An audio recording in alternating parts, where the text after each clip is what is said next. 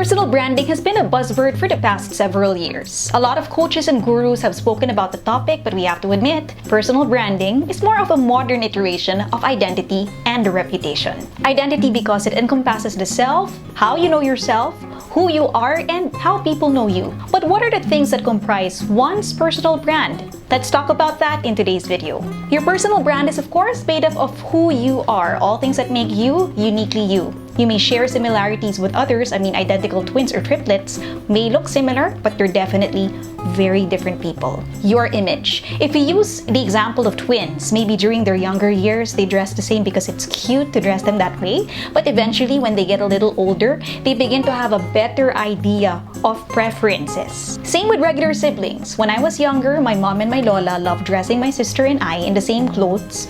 Of course, magkaiba yung size, but eventually, we grew into our own dressing styles, our own dressing preferences. Your personal brand is comprised of your image, how you look, how you style yourself, how you fix your hair, and wear your makeup. In this aspect of personal branding, let's take a look at how popular singers make themselves stand out, not just with their style of singing, but also in how they're packaged.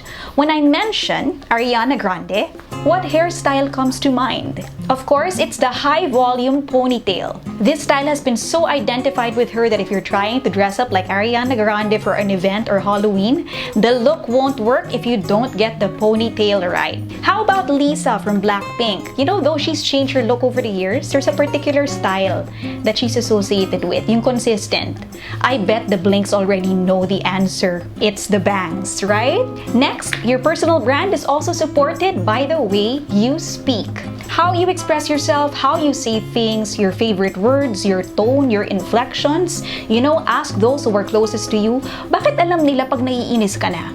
Bakit alam nila pag nagbibiro ka or you're telling a lie? There's also the accent, and I don't mean this in a derogatory manner, but your accent when you speak forms part of your personal brand. I remember taking a language class for one of my MA subjects, and then we studied this book by Richard Roberts and Roger Cruz called Becoming Fluent. Scholars did observe that when you're a little older and then you start learning a new language, which is completely different from the languages you're accustomed to or you're fluent in, the pronunciation and getting the right tone may take a little getting used to.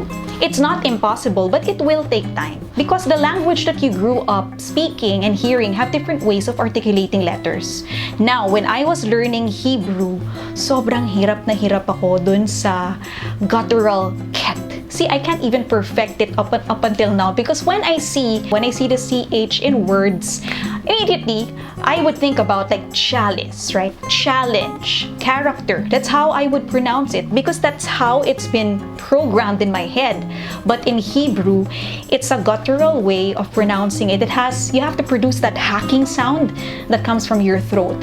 And we don't always produce or articulate sounds that way either in English or in Tagalog, which are the two languages I speak. That's an illustration of how it could be, but it doesn't mean that just because you're not accustomed to it, you cannot learn it. It will just take time and a lot of practice. This is why I admire actors who go through great lengths to study accents just to prepare for a particular role. Because if they're playing a role and they deliver it in their natural accent, how can they fully internalize or justify the role that they're playing if the character is from a country or locality that is not their own?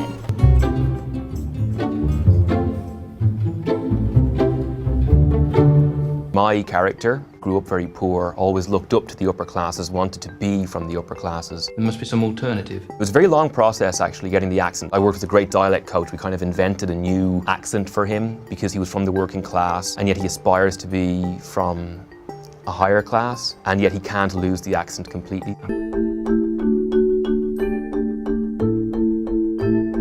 I don't know those boys. I always try to help out the law. It's funny, Southern American is definitely easier than a more general American or something from either coast. The Southern thing, I don't know, I think because of the way that the sentences work and the up and down of the tonality of it, you can hear it and you can grab onto it. It's actually... Next, your personal brand is made up of your character. What's the first thing that people think of when your name is mentioned? Yun, laging late yun. Pag makikipag-meeting ka dun, sabihin mo, mismo 1 hour before ng tunay na oras kasi late talaga siya lagi. Ayun, ako mahilig magtanong ng numbers yan. Pag magpe-present ka, kailangan may numbers yung presentation mo. Your character, your reputation. Are people careful around you because they know that you tend to tattle? Are you the first person in your friends' minds if they want to share good news because they know that you will cheer them on and share in their joy? Your character is also how those closest to you can very well tell if something they hear about you is characteristic of you or it's completely out of character. Your movement and body language. From mannerisms to gestures, the speed at which you walk, your posture, how you flex your face when you tell stories, these are all a part of your personal brand. That's why it's important to pay attention to and be familiar with your body language. What you do for a living. Whether you work a 9 to 5, run your own business, do freelance work, or a mixture of all, what you do for a living contributes to your personal brand. Have you been a banker for most of your life? What does your work history say about you? The companies you've worked for, the roles you've taken up, and your responsibilities form part of your personal brand. This is an essential aspect you have to remember, especially when it comes to job hunting. When you're applying for roles, if you want to grow in a particular industry, you have to be able to demonstrate that you have the experience and skills required for the role, plus teachability.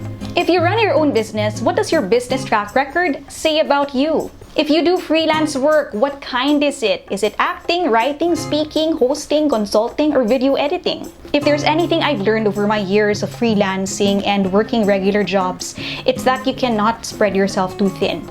I mean, when I was younger, I used to do that. Like, I'd take up all kinds of opportunities. May opening dito, go ako dyan.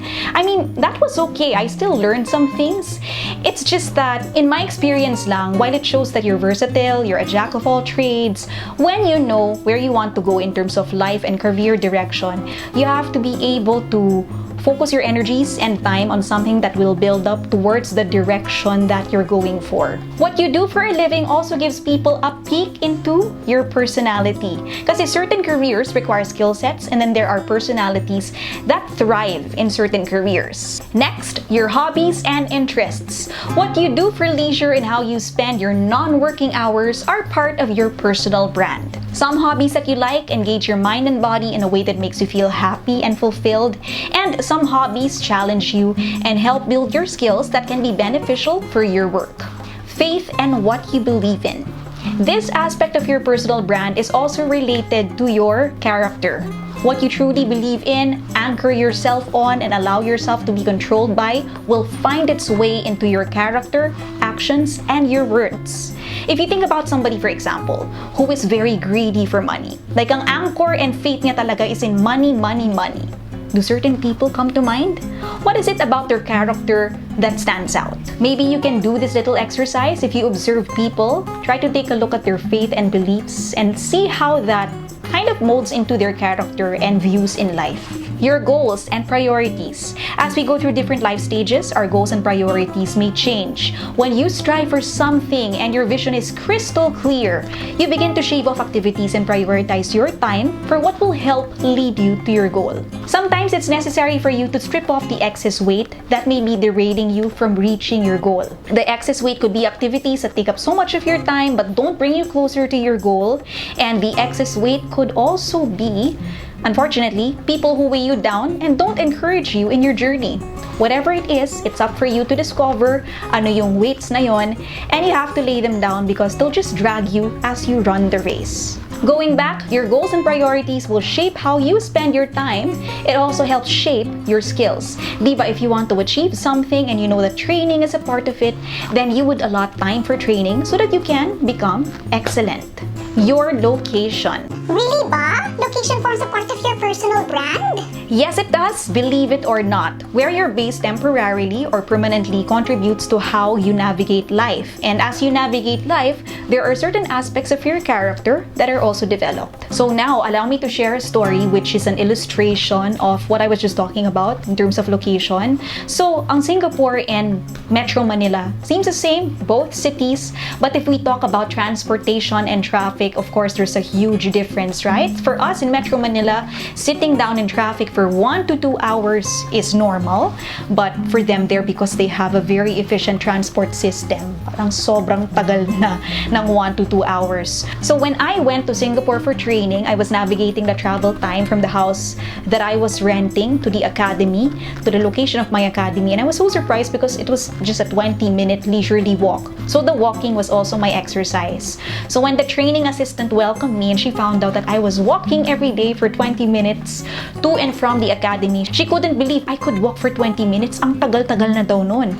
I told her it's okay because in the Philippines, I sit in traffic for 1 to 2 hours to get to a location which is just as near as yung nilalakad ko. In France, in case you read it in the news, last 2017, they introduced the right to disconnect law, which includes forbidding employees from sending or replying to emails after certain hours. Sana all. So if, for example, you're working with somebody who's located in France, if they don't reply after 6 p.m., the work hours are over and you'll have to wait to hear from them the next day. So yes, your location, whether if it's for work or that's where you live temporarily or permanently, forms part of your personal brand. Your education.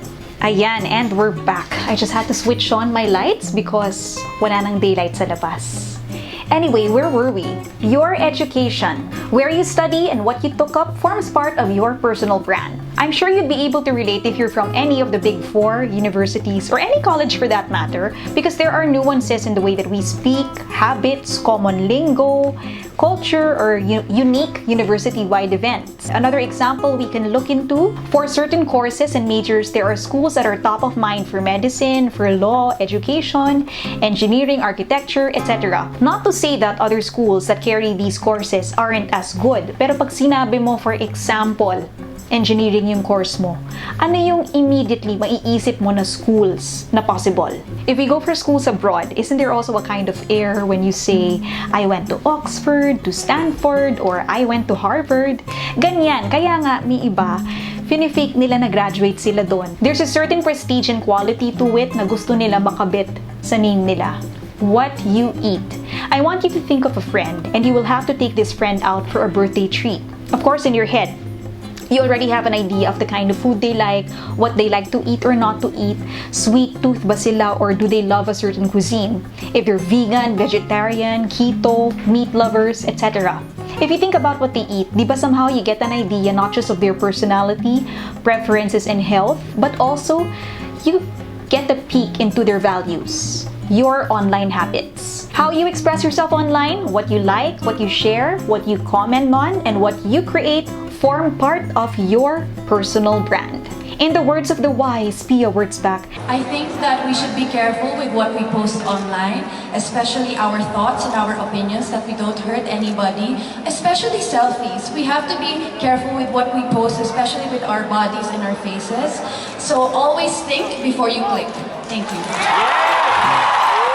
If you're a married man and you're randomly liking and sharing several photos of random women and people know you're married, what is that communicating about you? If you engage in online discussions and then go ad hominem on people you disagree with, what is that communicating about you? So that's just 8 things that comprise your personal brand. I hope that you learned a lot from this video. There are actually more, but I discussed that in detail during my webinars, workshops, and coaching sessions. For inquiries, you can get in touch with me. My details are in the description box, and I look forward to hearing from you. Until the next time, thank you so much for watching. Don't forget, be teachable, keep learning, and always be humble.